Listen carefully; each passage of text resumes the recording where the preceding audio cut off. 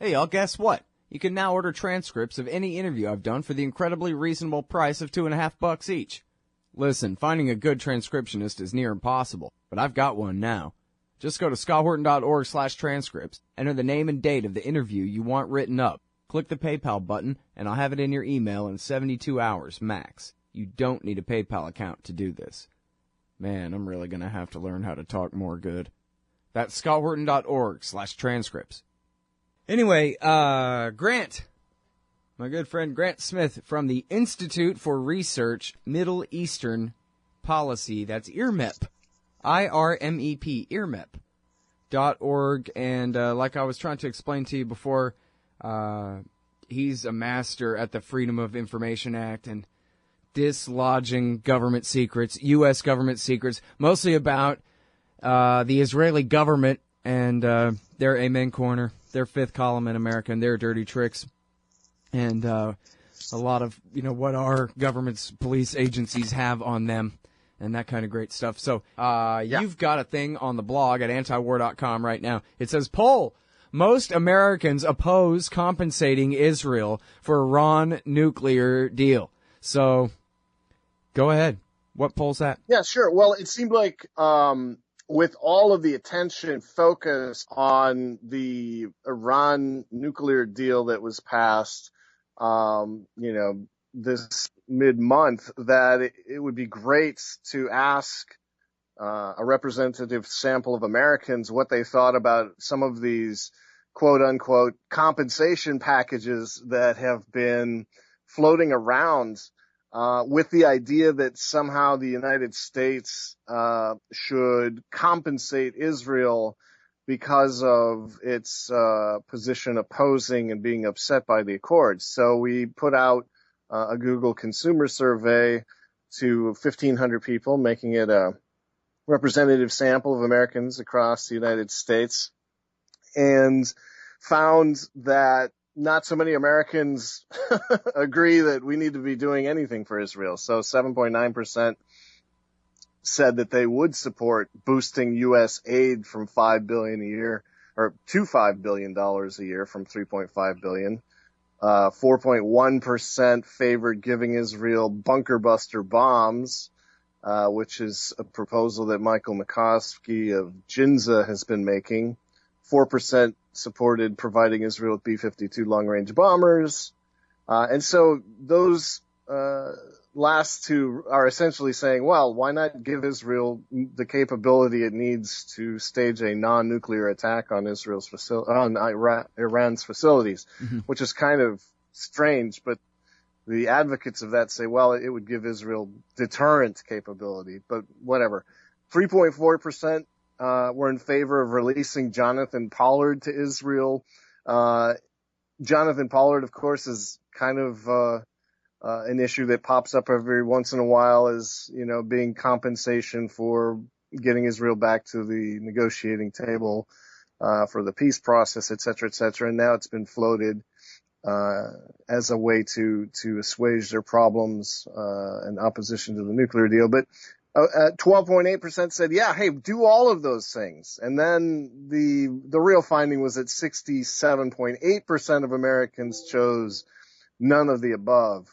And I like this poll because it's on an issue that's at the forefront. People, if they don't know about the Iran nuclear deal, they really are living under a rock. So it was easy to get a very quick response and a very good sample response. Mm-hmm. Yeah, well, and I think people may know, to give credit to The Onion after I slammed them at the beginning of this thing, they had a joke article that came out a couple of weeks ago that says Obama gives Israel a bunch of ballistic missiles to make them feel better about the Iran deal. And then it was a day or 2 days later that was announced that America was, and I don't think it was ballistic missiles, but it was pretty close anyway. Right. And, yeah, they have a hard time staying ahead. You can't satirize this stuff. Yeah.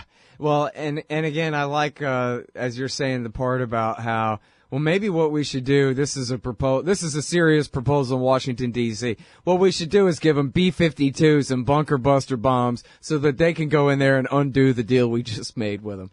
Yeah, that'd be great. Right. Typical thinking there. And it's kind of outrageous, supplying these ancient bombers in effect. I know they've been upgrading all of that, but, and that's a deterrent, to Iran.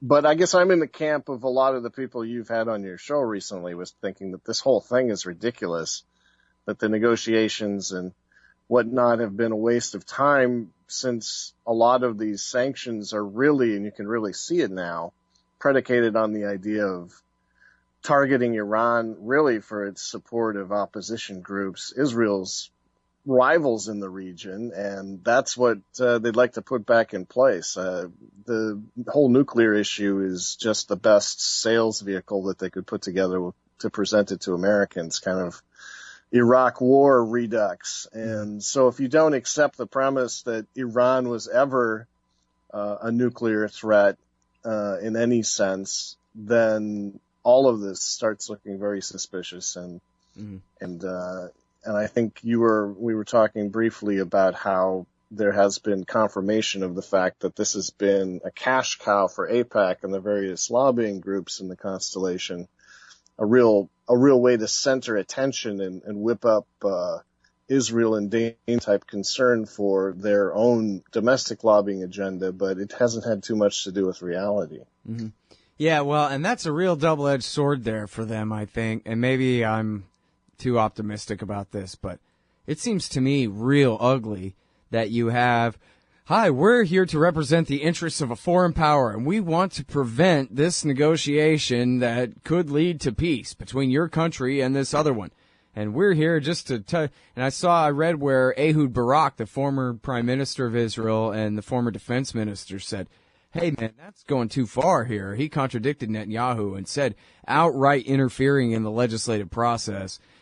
Making our opinion known, that's one thing, but and trying to figure out how we can work with the Americans once the deal is done for how to implement it in a way that's most beneficial to Israel. That should be our priority. But you want to outright just challenge the American president in this way within the Congress, whatever. I think it's kind of a bridge too far, and I'm hoping that he's right about that it will be, overall it'll be counterproductive for the Israelis, because a lot of people don't really hear much about the Israel lobby, except that they were the one group that was pushing for the war in Syria back in 2013 and 14, while every other part of American society opposed it. There was the Israel lobbyists by the dozens and hundreds on Capitol Hill trying to push for the damn thing. And the same thing going on here. But then again, maybe it'll work. So, yeah. I don't know. Now the music's playing. We got to take a break. Sorry, I talked too damn much for an interview show. I know, but it's all right. I'll be back in a minute here with Grant F. Smith from the Institute for Research, Middle Eastern Policy. IRMEP, I-R-M-E-P. And he wrote also about 1,000 books or so about this issue, too. Check him out on Amazon.com. Hey, y'all, Scott Horton here for The Future of Freedom, the monthly journal of the Future Freedom Foundation at fff.org/subscribe. Jacob Hornberger, tireless champion of liberty and president of the FFF, brings you the best libertarian writers every month on the topics that need our treatment the most. Read Jacob, Jim Bovard, Anthony Gregory, Wendy McElroy, Joe Stromberg, and more every month in The Future of Freedom. It's just $25 a year for the pocket-sized print edition, $15 to read it online. The Future of Freedom, fff.org/subscribe. All right, you guys, welcome back to the show. I'm Scott Horton. It's my show, The Scott Horton Show, here on Liberty Radio Network. Live noon to 2 on the East Coast, 11 to 1 Texas time. I got Grant F. Smith on the air from the Institute for Research, Middle Eastern Policy. Middle East Policy, yeah. IRMEP, I-R-M-E-P, IRMEP.org. And, well, we're talking about AIPAC right now. Talking about this poll where the American people say, nuts to Israel. Why should they be compensated for us making a peace deal with Iran? Give them weapons? Give them more money? How about give them nothing? And we'll get to Jonathan Pollard in a minute, but I want to pick up with what you mentioned there about this new piece at the Low blog. It's based on this thing, the Nelson Report, which I take it as a subscription-only newsletter in Washington, D.C., which I've heard of numerous times, probably mostly through Jim Loeb over the years. and it's described here by Jim Loeb as, the cutting edge insider kind of daily subscription intel report for DC types.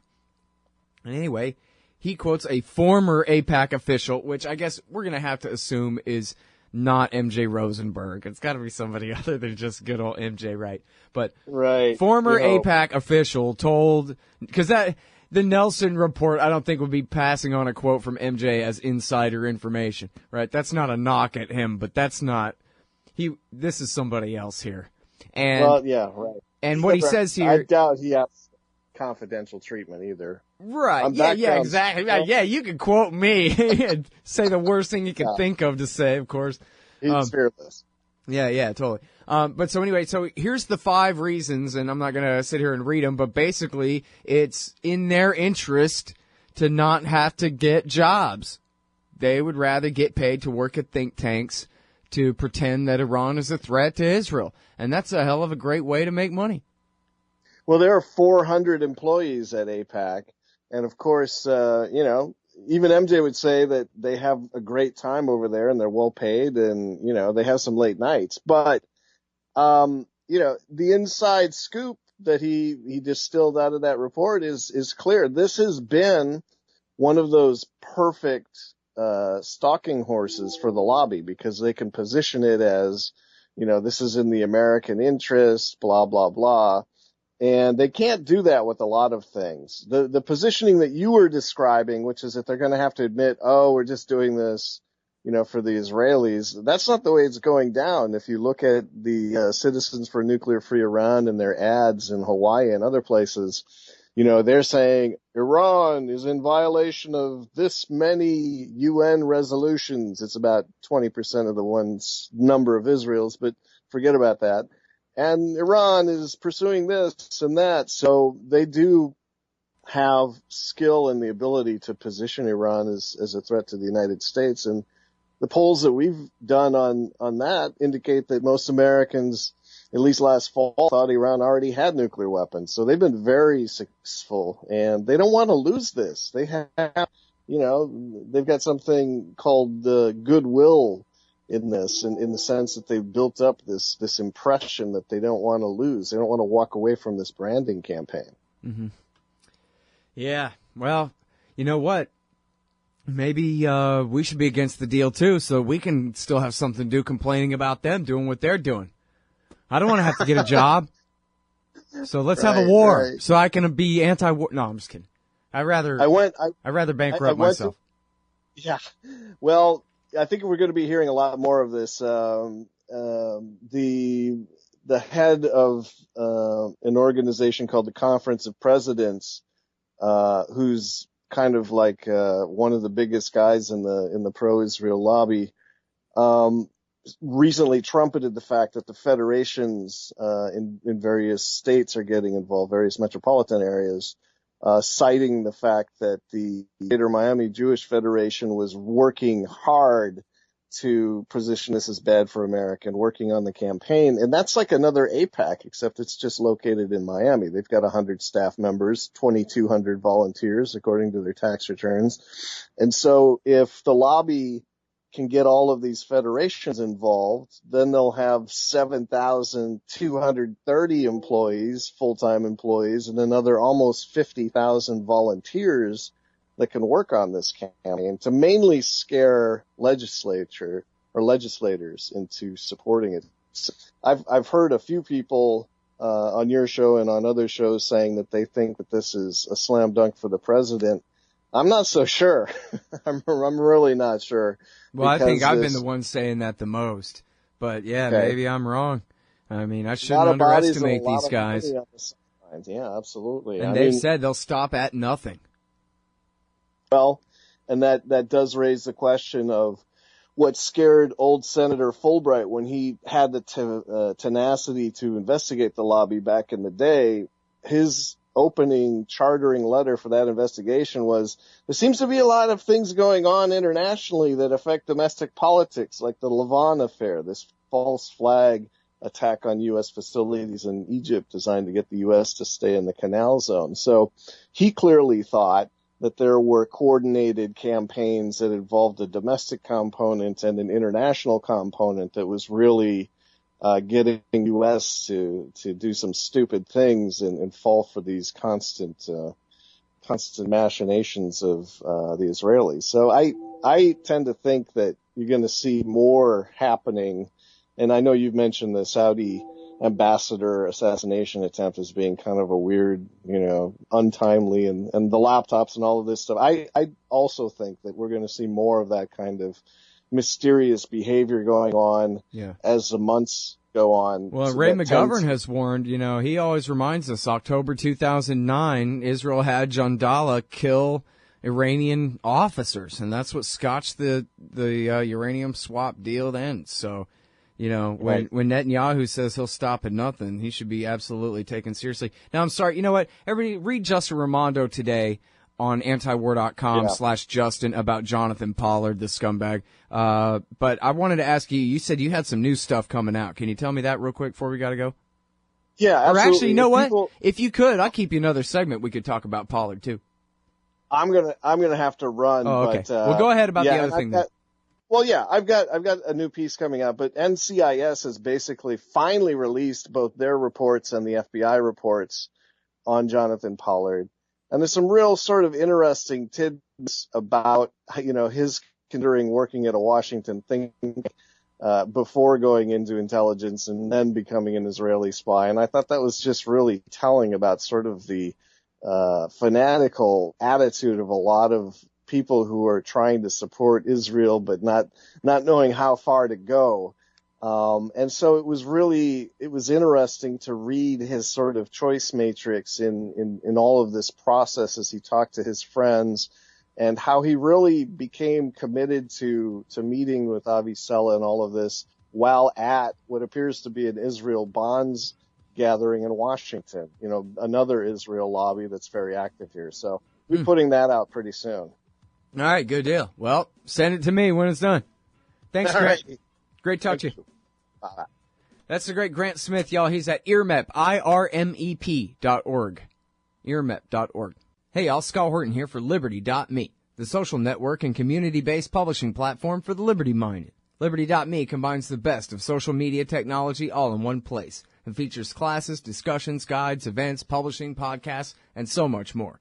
And Jeffrey Tucker and I are starting a new monthly show at Liberty.me, Eye on the Empire. It's just $4 a month if you use promo code SCOTT when you sign up. And hey, once you do, add me as a friend on there at scotthorton.liberty.me. Be free. Liberty.me. Hey, all, Scott here. Ever wanted to help support the show and own silver at the same time? Well, a friend of mine, libertarian activist Arlo Pignatti, has invented the alternative currency with the most promise of them all. QR Silver Commodity Discs. The first ever QR code 1-ounce silver pieces. Just scan the back of one with your phone and get the instant spot price. They're perfect for saving or spending at the market. And anyone who donates $100 or more to the Scott Horton Show at scotthorton.org/donate gets one. That's scotthorton.org/donate. And if you'd like to learn and order more, send them a message at commoditydiscs.com or check them out on Facebook at /commoditydiscs. And thanks. Don't you get sick of the Israel lobby trying to get us into more wars in the Middle East? Or always abusing Palestinians with your tax dollars? It once seemed like the lobby would always have full-spectrum dominance on the foreign policy discussion in D.C. But those days are over. The Council for the National Interest is the America lobby, standing up and pushing back against the Israel lobby's undue influence on Capitol Hill. Go show some support at councilforthenationalinterest.org. That's councilforthenationalinterest.org.